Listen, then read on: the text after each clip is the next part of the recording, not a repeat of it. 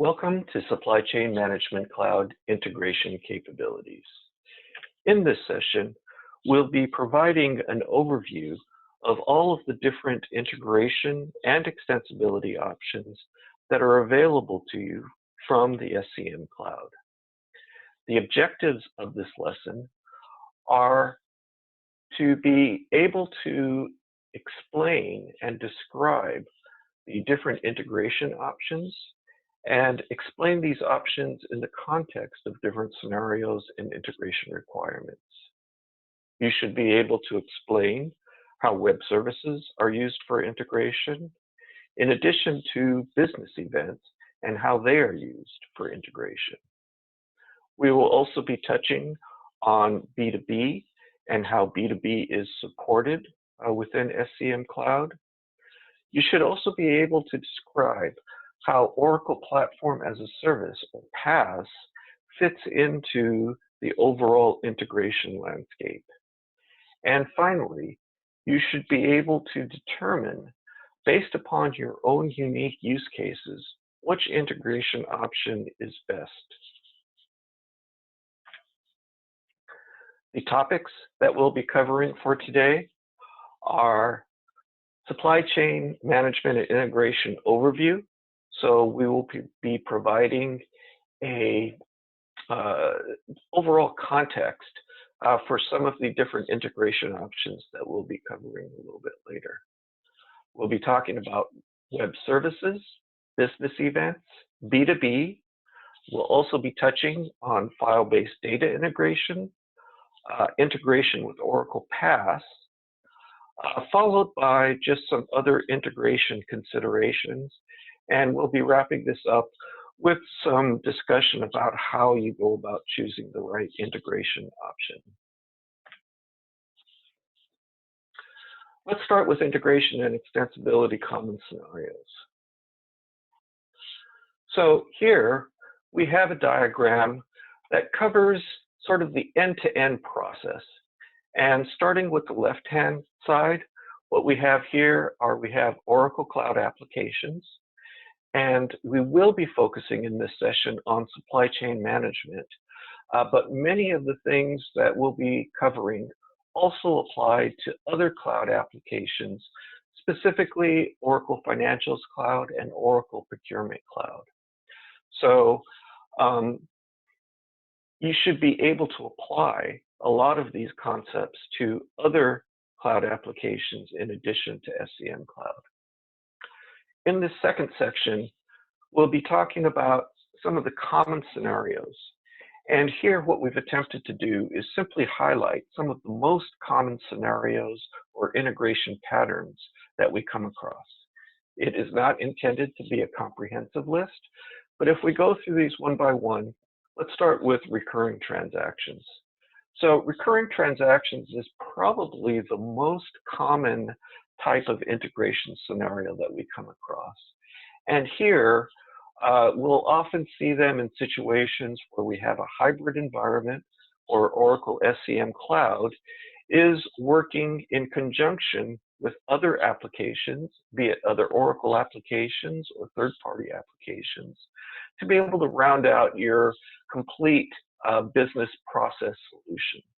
So in these cases, we'll have Oracle SCM Cloud passing, key transactional information to other applications in order to complete a particular business process. And this occurs on a recurring basis. Usually, as transactions occur, the integration will then be triggered to be able to either consume information coming in or to be able to send information going out. The second type of common scenario that we see for integration is what we're calling implementation and master data. And this differs from recurring transactions primarily in the frequency and the type of information that gets exchanged. So in this case, most of the time we're talking about either a one-time integration process or something that would occur on a scheduled or ad hoc type basis. And these types of scenarios involve, either loading of master data, such as suppliers or items, and then possibly, occasional refreshes or updates of that information. Or it could involve, simply the one-time loading of setup data that is required to implement your application. Moving down, B2B and external third-party sources. So the unique characteristic of this scenario is that you are now kind of going outside the four walls of your enterprise. And because of that, it introduces some other factors or considerations. Security is certainly one of them. The other thing is just to be able to keep track of those third-party sources. So, instead of simply just making a connection to an application, what you now need to do is you need to be able to have some ability to be able to manage and capture metadata about those third-party sources that you're connecting to. Moving down into the extensibility area. So here, extensibility is really not, integrating to a particular application, but it's taking your existing solution, which in this case would be SCM Cloud, and extending the capabilities of that using various tools or other options that you have for extensibility. Now, in some cases, when you're extending it using tools that are not native to SCM Cloud, what you'll need to do is you'll need to be able to then integrate the extensibility that you've built to SCM Cloud. So we would consider this to be, yet another separate scenario that we see that involves integration. And finally, we have other types of scenarios, which we're not really going to be touching on too much in this session, but we do have other integration options or scenarios that involve collaboration through a portal. We have integration with desktop tools such as Microsoft Excel. So there are some of these other scenarios that we also come across. Moving on to the column titled Capabilities Needed. Here, what we're capturing are, across the different integration scenarios that we covered, what are some of the key capabilities that we need, from the integrated solution. And, just real quickly, one of the things that we have to understand and know is, do we have any specific requirements in terms of the format or standards for the information that's going to be exchanged? Are there any specific requirements related to the way in which we do this integration? Either in terms of the integration method or perhaps protocols being used for the integration. And then we talk about integration features such as whether this needs to be a synchronous, asynchronous process. Are we talking about extremely high volumes, which can also be a factor in making the decision about integration? We talk about any special needs for security, data mapping. So this covers some of the key requirements that is going to be needed and is going to be a factor in any decisions about choosing the right integration option for your needs. And over here, just kind of rounding out the diagram that we have here, we talk about some of the different applications that you may need to integrate with.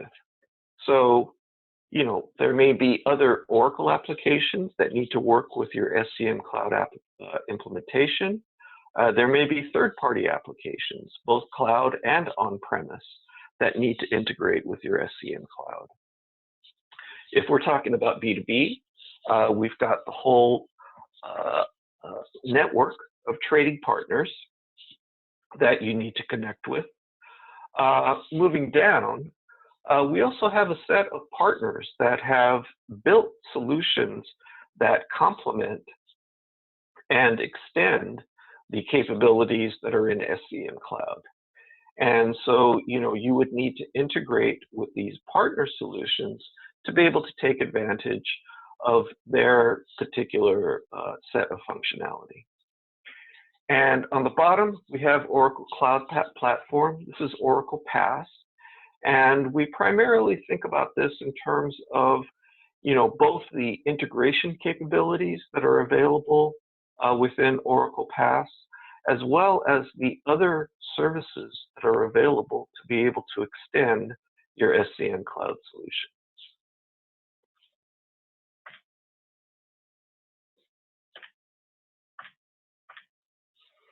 Okay, moving on.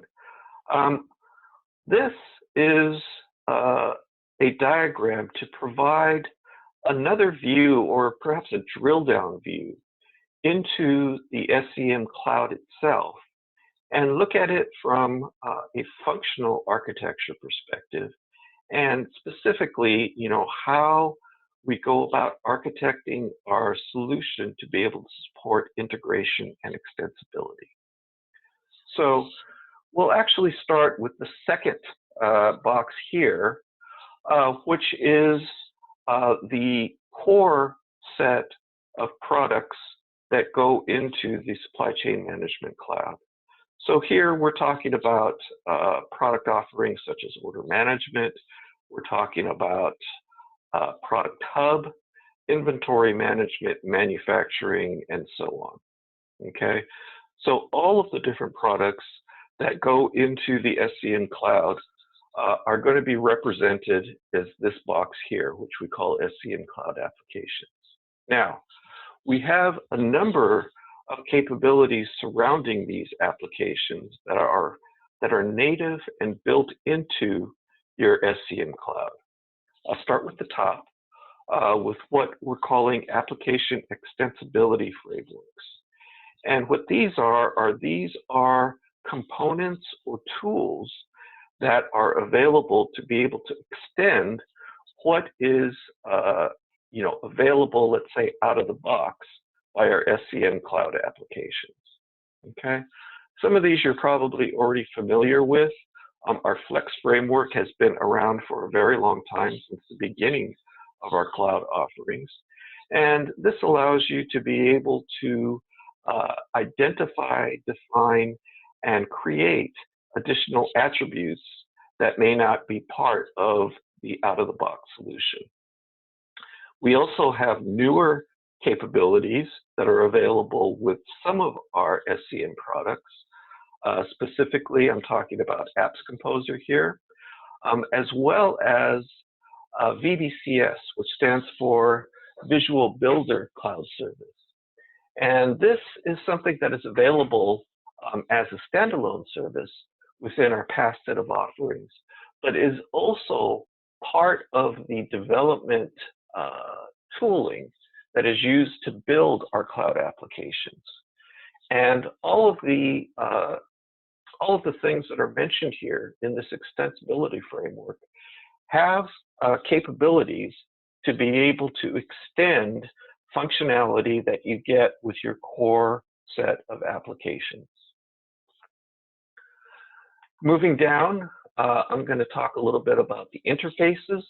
And the interfaces are, again, something that are pre-built, delivered as part of your SCM Cloud. And we expose different types of interfaces, which I'm going to be talking about later on. We're going to be talking about SOAP interfaces, our REST library, business events, as well as interface tables. Okay, those are the key types of interfaces that we expose and are available to you for integration.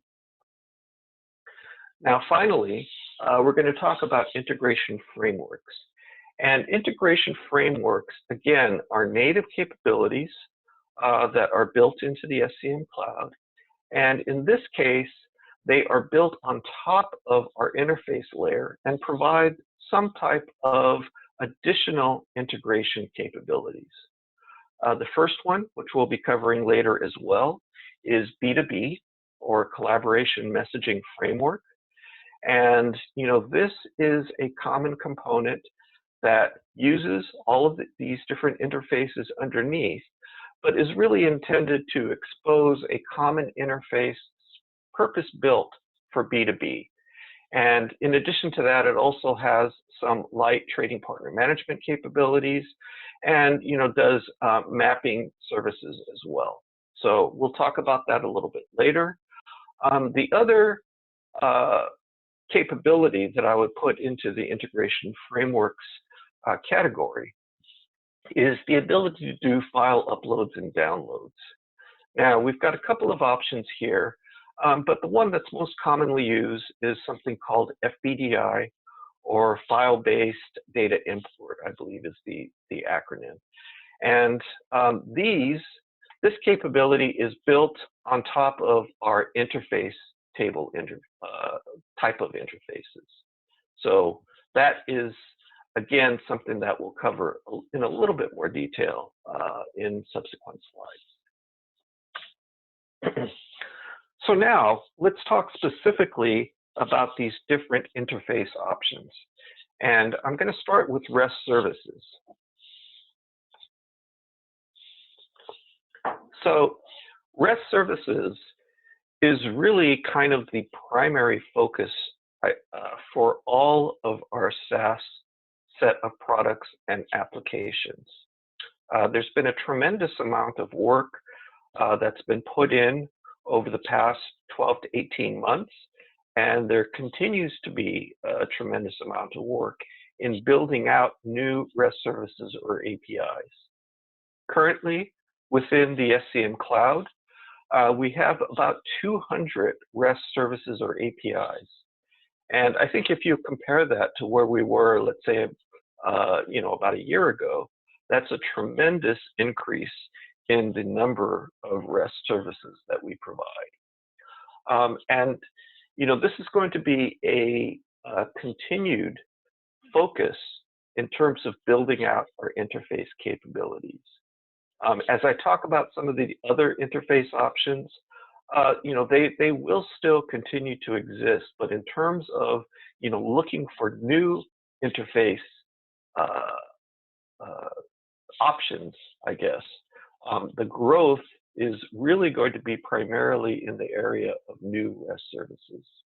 Okay, now for the 200 services that are currently available, what we've done is we've primarily tried to focus, at least initially, on business object services. Okay, so here we're talking about really the key business objects that make up our different products. We would be talking about purchase orders, for example. We would be talking about items. We would be talking about things like supply plans, demand plans. So, as you go through each of the different products that make up SCM Cloud, there are going to be a set of key business objects that are going to be associated with each of those products. And, we, at a minimum, have attempted to provide REST services for these core business objects. Now, in addition to these core business objects, there are a number of other REST APIs that we have provided as part of the 200 that are currently available. And, these fall into a number of different categories. There are several that I would consider to be transactional REST services, where they're actually capturing a particular action as opposed to a business object.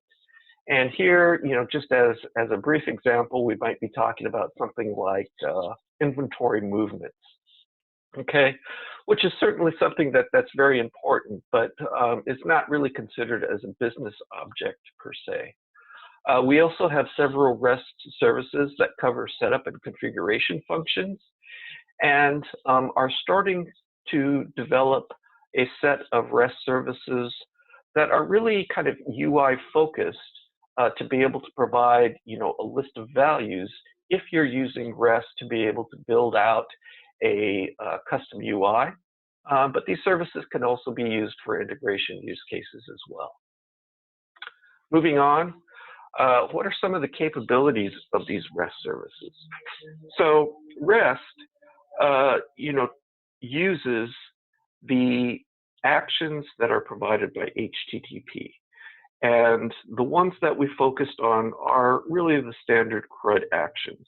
So using the syntax of HTTP, these would be post for create, get for query.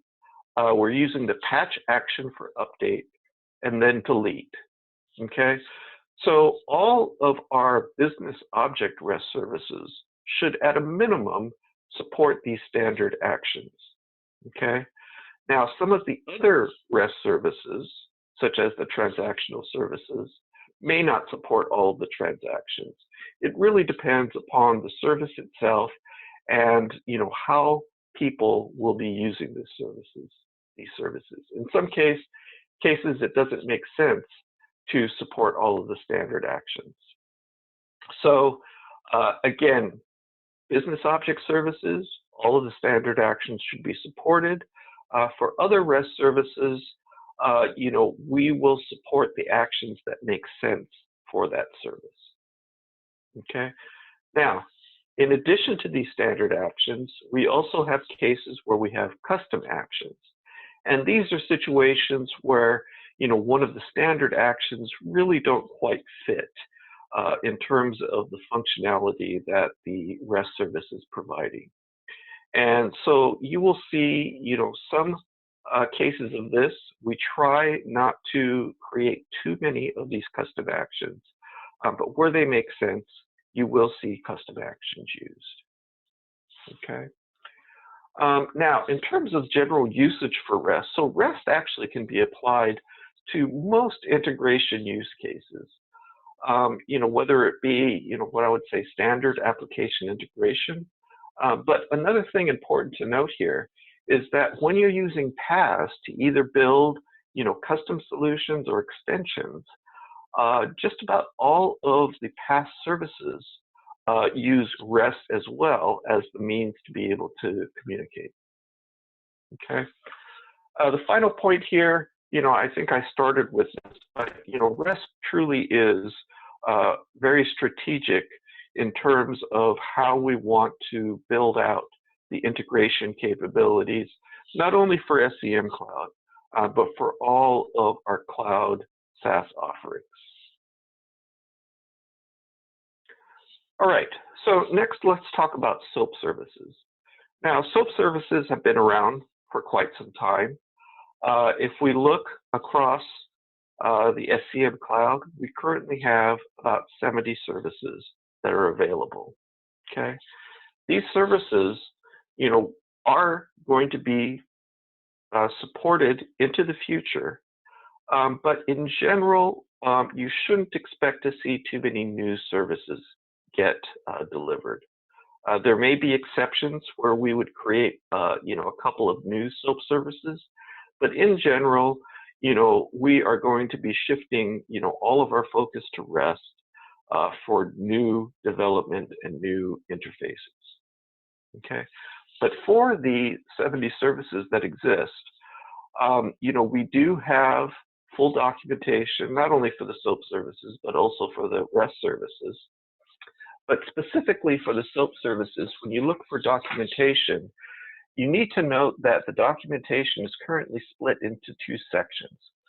So when you go and look at our SOAP guides, please note that the SOAP guides will have both business object services as well as process services. So to be able to get a view of all of the SOAP services that are available, you need to look at both sections of these guides. Okay. Some other notes about our REST services. So because it's a different interface technology, we don't have the same actions that we do for REST. But conceptually, we do have, the standard CRUD set of actions.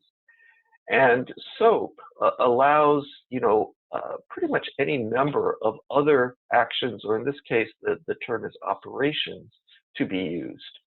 So unlike REST, which has standard actions and a select set of custom actions, if you look at our SOAP services, you may see quite a number of additional operations supported.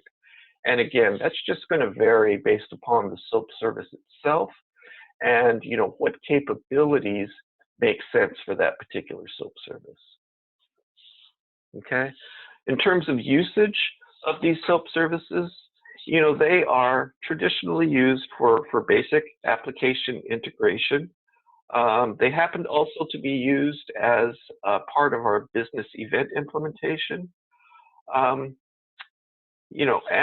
again, they're definitely there for your use. But in terms of adding new SOAP services, there probably won't be too many that will be coming in the future. All right, so business events, specifically public business events. This is something that has also been around for quite some time, but I'm not sure if a lot of people are familiar with this. So first, let's talk a little bit about what business events are, okay? And what they are they are specific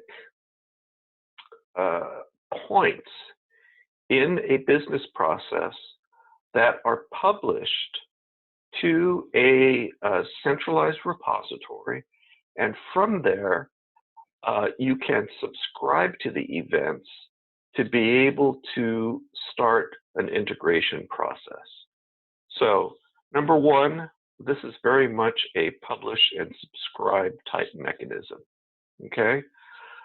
Number two, the business events that are published are pre-built into various supply chain products.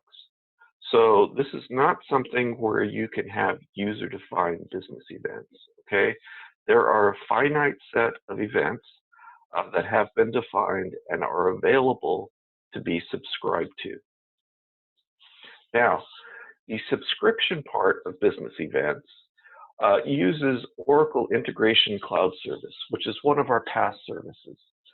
So within Oracle Integration Cloud Service, or OIC,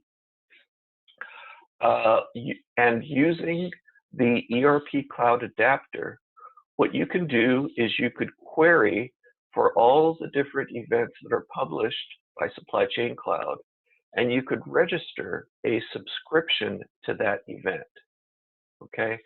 So that every time the event is fired, you can be notified of that event and use that information then to trigger an integration process.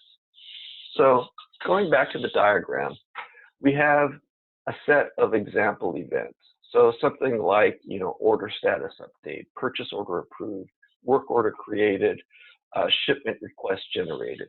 These are all examples of, the types of business events that might be published out of Supply Chain Cloud. Now, over here, we have OIC, and we see here, subscriptions to these events.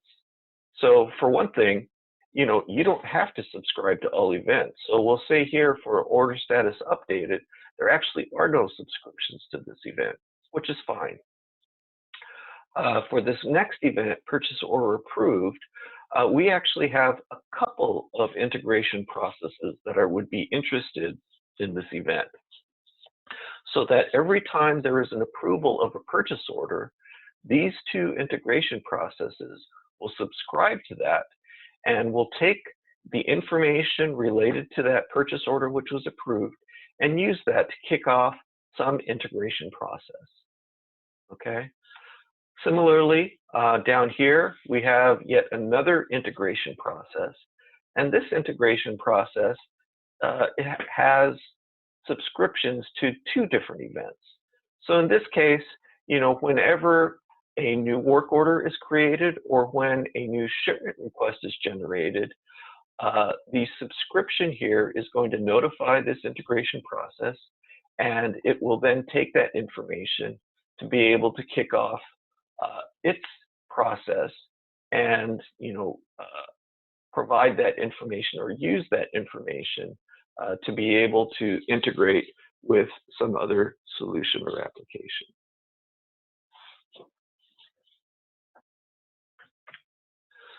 So what do we have in terms of business events? So at the moment, we have 48 business events that are available across SCM Cloud. I would expect that this number will continue to grow. So, as I said, REST services is going to be, kind of a primary focus of growth. SOAP services, should not expect very much growth. In the case of business events, I would expect growth in the number of business events that are available, okay? And, the ability to have some kind of a publish and subscribe mechanism to use for integration, can be extremely powerful, and in fact may be, a hard requirement for your integration use case. So we recognize this, and will be looking to greatly expand our library of business events. Just kind of reviewing some of the things that I had stated a little bit earlier. In the diagram, we already saw some examples of business events. Here is simply reiterating, what is an example of a business event. I've already said that these are not user definable, but these are specific events that are designed and built into each of our SCM Cloud products. One of the things that I have not yet mentioned is that when you subscribe to a business event, you're going to get a couple of pieces of information. So number one, usually when the event is raised, there are going to be a set of parameters that are passed when that event is actually raised. So here, an example might be, if the event is order status updated, for example, a parameter that might be passed when that event is raised would be some kind of an identifier, so you know which order status was updated. Okay, perhaps an event parameter would also include, in this case, a customer name or customer identifier. So, these parameters are going to be unique to each of the different business events, but are essentially going to provide some key identifier or metadata so that the subscriber of the event can then have information that they need to be able to use it as part of their ongoing integration process. Okay. In addition to these event parameters, there may be also additional information that is provided with the event itself. And that additional information would come from what is called a callback service to be able to retrieve actual business object or transactional information, so that also could be available to the subscriber to use in their integration process. So an example of that might be, again, going back to this example of order status updated, you might get some key information that comes in the event parameters, but the event may also retrieve the entire order information and provide that as an XML payload, which is available for the subscriber of the event. Okay. Now, the next point here, subscribers use data provided in a business event to invoke their own integration process. I mean, that is sort of the expected implementation of business events. So, you have a use case where you're interested in something that is happening within your SCM Cloud implementation, and you're going to use that information then to be able to trigger off either, pushing that event information over to another application, or to be able to trigger some other business process. Okay. So business events extremely efficient for certain integration use cases. I think I have mentioned that already. And again, I think it's important to note that to use this capability of business events, you do need to use this in conjunction with Oracle Integration Cloud. And Oracle Integration Cloud is something that is not built in to what you get when you purchase SCM Cloud. So it is a PaaS subscription that you will need to have in order to be able to use business events.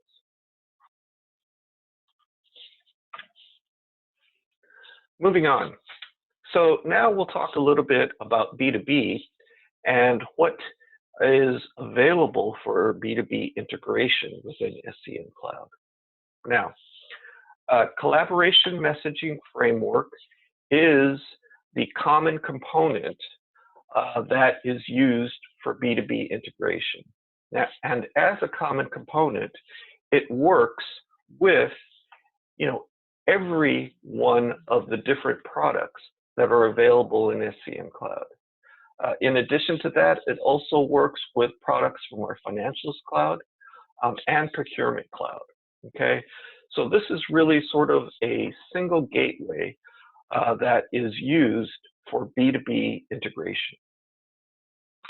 And what it does is it does a couple of things. It standardizes the interface so that other actors or players in the B2B process have only one interface that they need to use to be able to send B2B information back and forth. So all of that goes through this collaboration messaging network or collaboration messaging framework layer. Okay. Now, as part of the end-to-end B2B process, it's also quite typical for us to use B2B applications or services. Okay. And we've divided these into cloud services and on-premise B2B applications. On-premise B2B applications, in most cases, these would be what people would call, your traditional EDI translators, but they could be, other more general B2B applications. In terms of cloud B2B services, again, these could be, simply EDI focused, but I would say a majority of these, provide, general B2B services. And the reason that we have this layer here is because this layer are, what is used to connect directly to the trading partner or the endpoints of a B2B business process. Okay. Now, it is possible to cut this layer out, but there are a lot of advantages to using these B2B services or applications, particularly in the area of trading partner onboarding, where they provide services to be able to not only connect, but configure the integration to your trading partners, because the integration requirements there may vary. So that's kind of where this middle layer comes in and provides a lot of value. So let's talk a little bit more about collaboration messaging framework. So as I said, it's going to be a common layer, and so it's going to consolidate all of the different B2B messages that are either received or published by different applications and put them through a standard layer. Okay. In terms of the middle layer of B2B services and applications, we have a grievance with some partners that have pre-built the integration to Oracle SCM Cloud. However, we do not limit customers in terms of their choice of B2B provider. So we provide a few options here. Number one, I mean, probably the best and easiest solution is to select from one of the list of the pre-approved partners that have pre-integrated with collaboration messaging framework. If you do not use one of these partners, then you would simply need to do the integration to collaboration messaging service, and this would be through a SOAP interface, okay? And as I said, there is also an option to be able to cut this layer out and connect directly to your trading partners. However, this involves a little bit more configuration and management work on the side of the customer. And so at that point, it really becomes, decision as to how much of this work you want to offload to a, partner type of application versus how much you want to be able to do yourself within your own IT organization. All right, a couple of other points about collaboration messaging framework. The interface that we use, or the common interface that we use for all of our B2B messages, uses the OASIS standard. OASIS is a global cross-industry standard. It is XML based, okay? And, it is really the standard that fits best with the type of B2B messages that we support, okay? In some cases, we will support other formats natively within collaboration messaging framework. Examples of that might be CXML for indirect procurement. And again, it's really just on a case-by-case basis whether we would support other B2B formats natively within collaboration messaging framework. Now, the messages that are supported, what we've done is we've taken an approach of implementing entire business processes. So in the initial release of collaboration messaging framework, we looked at the source to settle or procure to pay flow. And so we delivered, the set of key messages needed to support that business process with the initial release of collaboration messaging framework. The following release after that was focused on the order to cash set of messages, okay?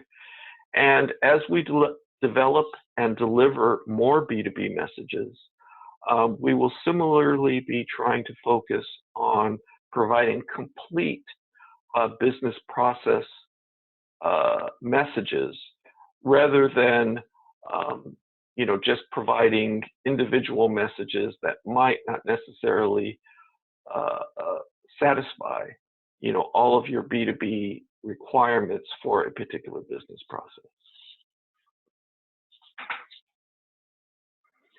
Okay, so yet another option, and this option is the file-based data import.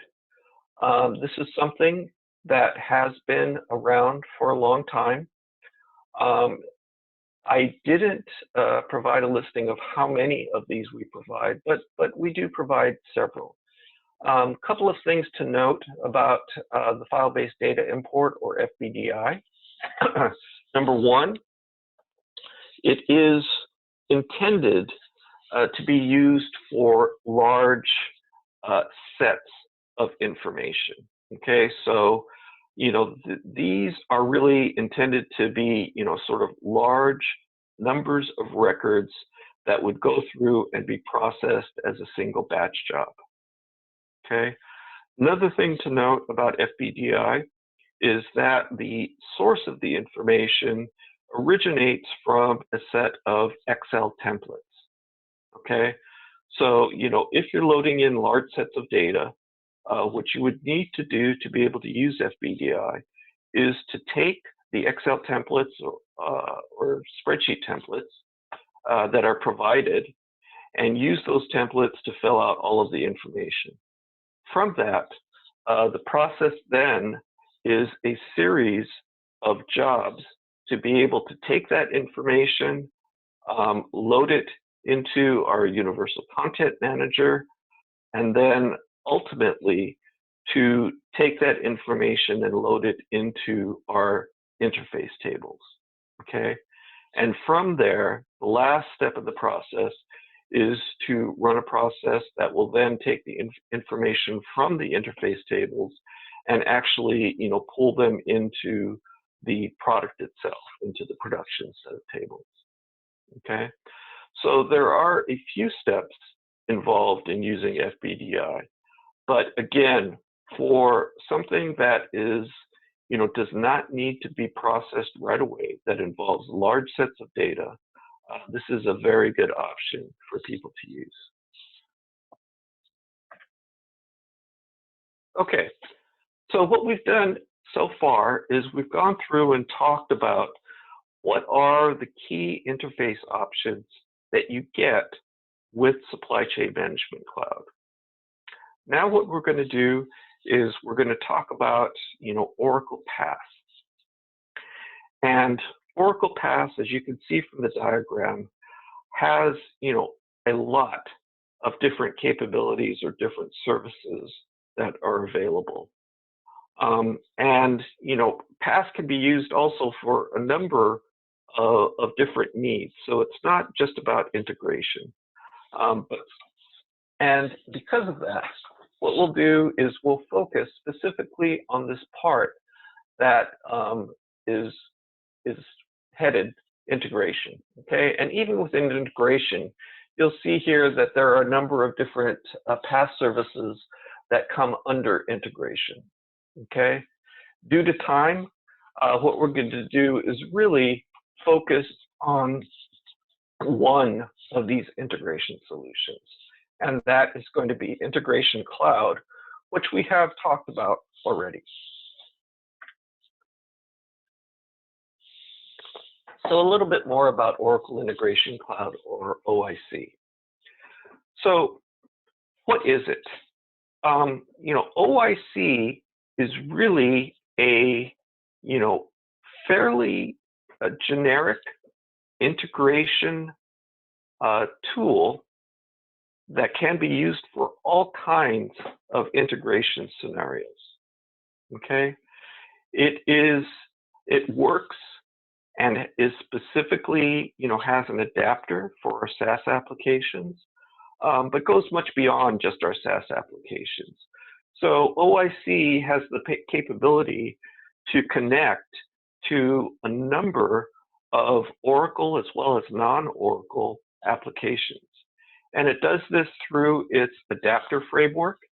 And just skipping down, you'll see here that there are over 50 adapters that are available that work with the Oracle Integration Cloud. Okay. A couple of other points about this.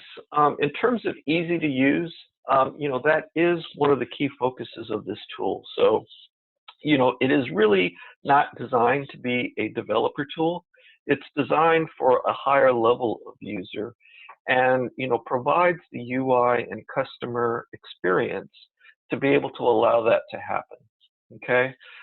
So it still provides the full feature and functionality that you need in order to implement integration, but it does it in a way, where it does not require an engineer to be able to actually use it, okay?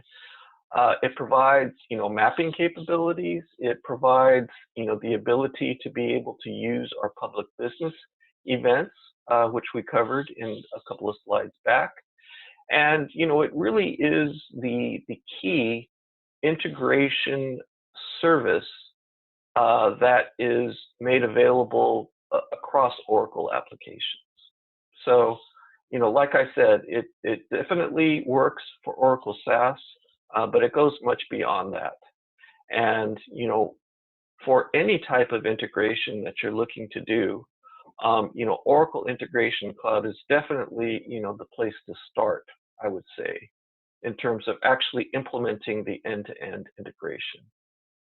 And the way that this would work is Oracle, through its adapter frameworks, would be able to leverage all of the different interfaces, and we're talking here the REST services, the SOAP services, the business events, that are exposed by SCM Cloud, and be able to take those interfaces and connect them to whatever is on the other side of your integration.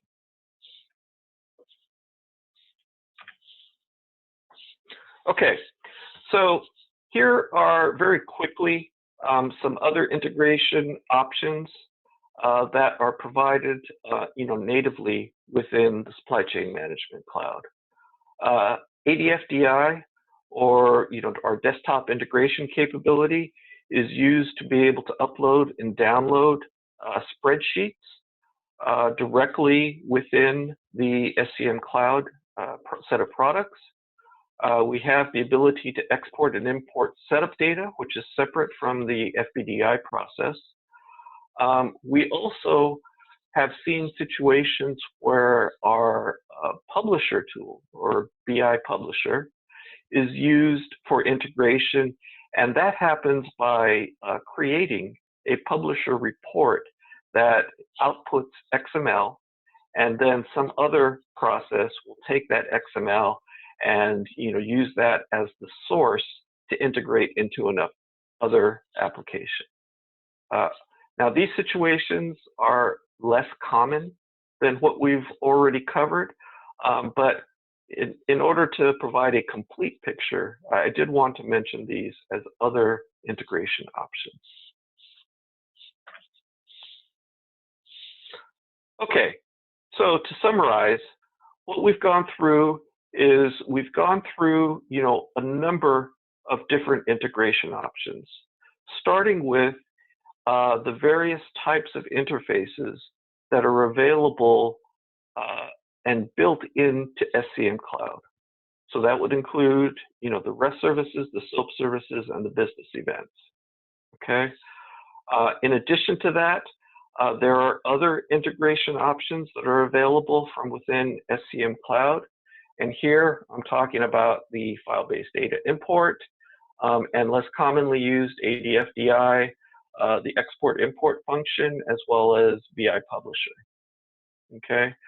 Skipping back, we've also talked about what B2B capabilities are provided within SCM Cloud and how that works with other B2B applications to provide the end-to-end B2B solution.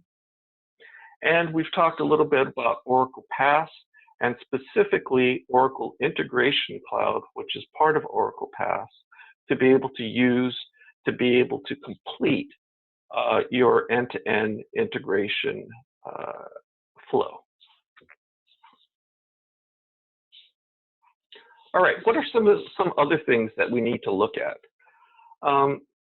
So as we're trying to decide what integration option is best, some of the other things we need to look at are, are we talking about sort of a single message, or are we talking about batching a set of messages?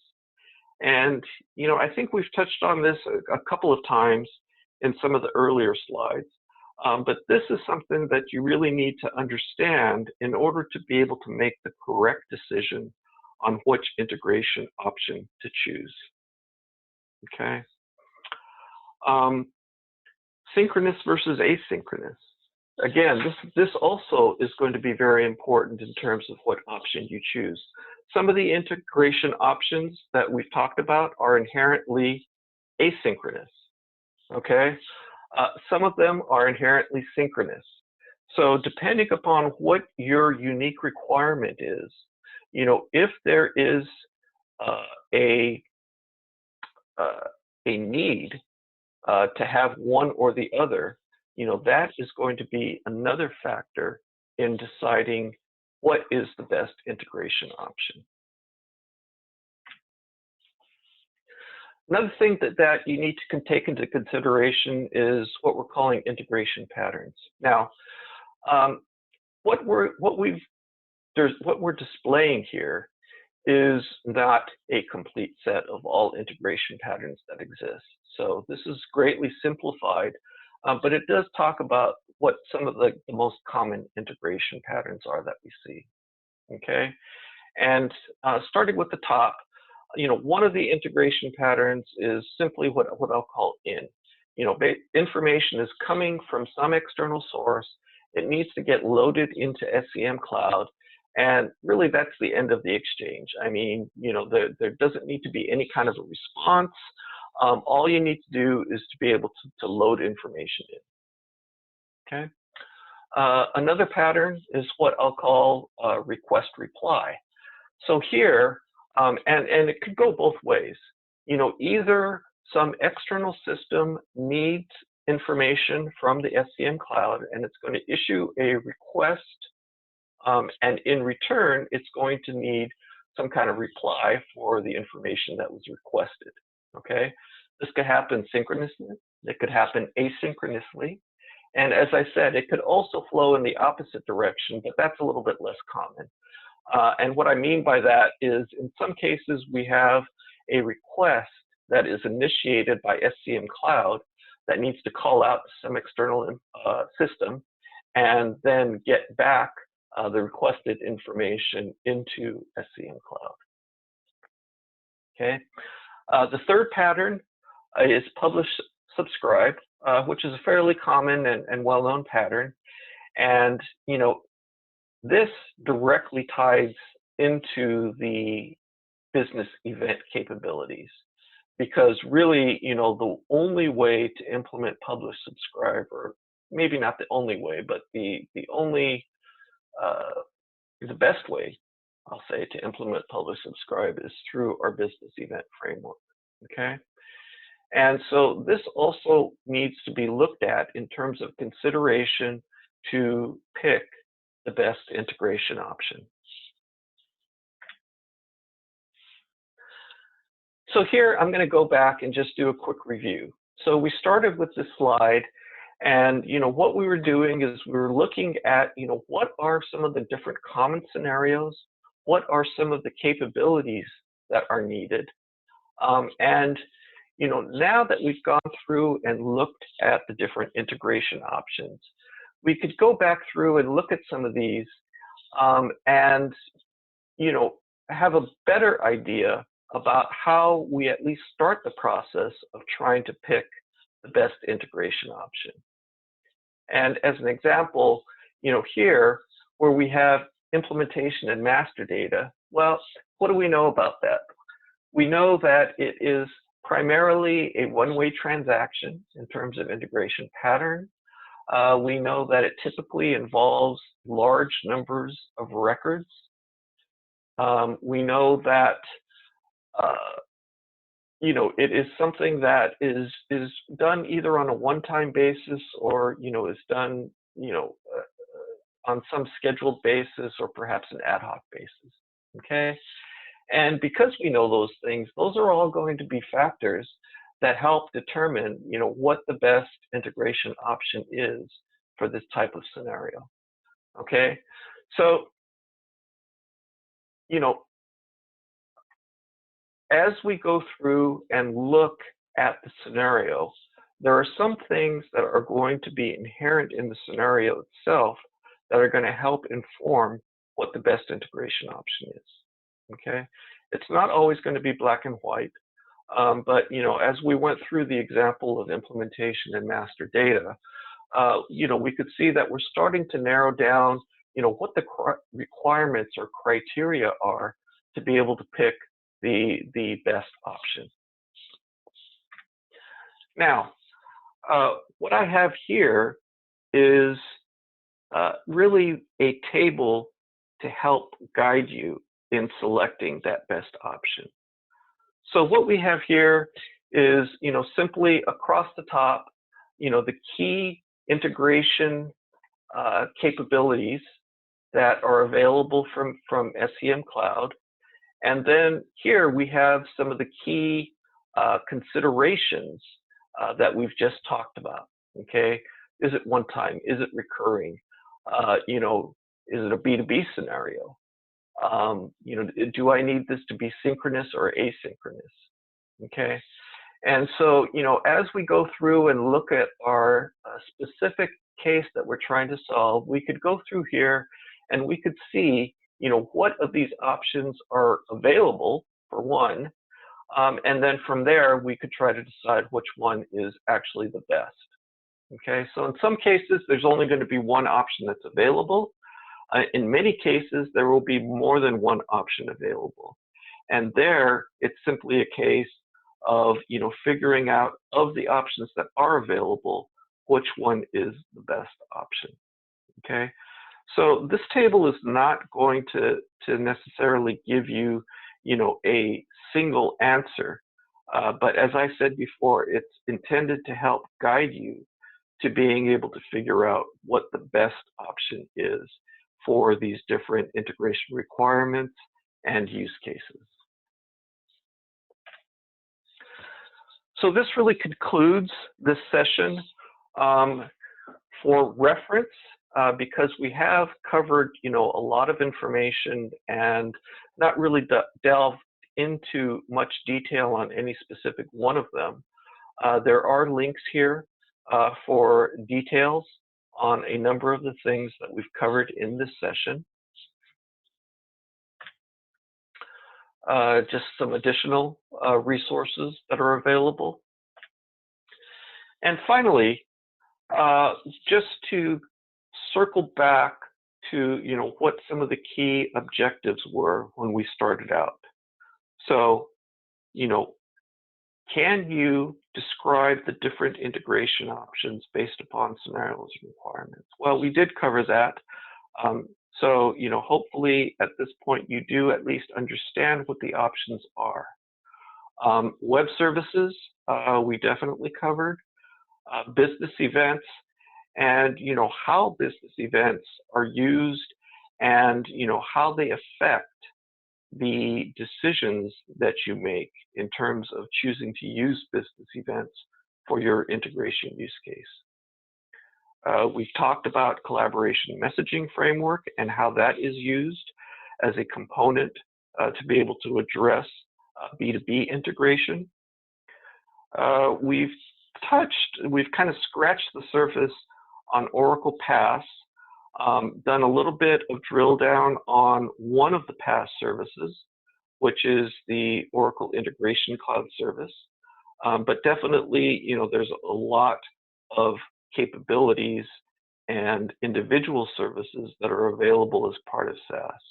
So I would encourage people, if they're interested, to go and research all of the different capabilities that are available there. And in determining the best integration option, it's very difficult. Integration is quite complex, and there are a number of factors over and above the ones that we've already talked about. So, hopefully we've at least been able to provide you with a little bit of a guideline about how to go about making those decisions.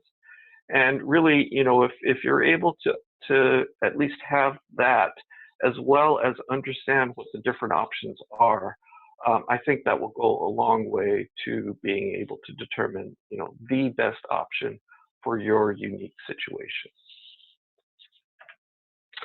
So that concludes this session. Thank you very much.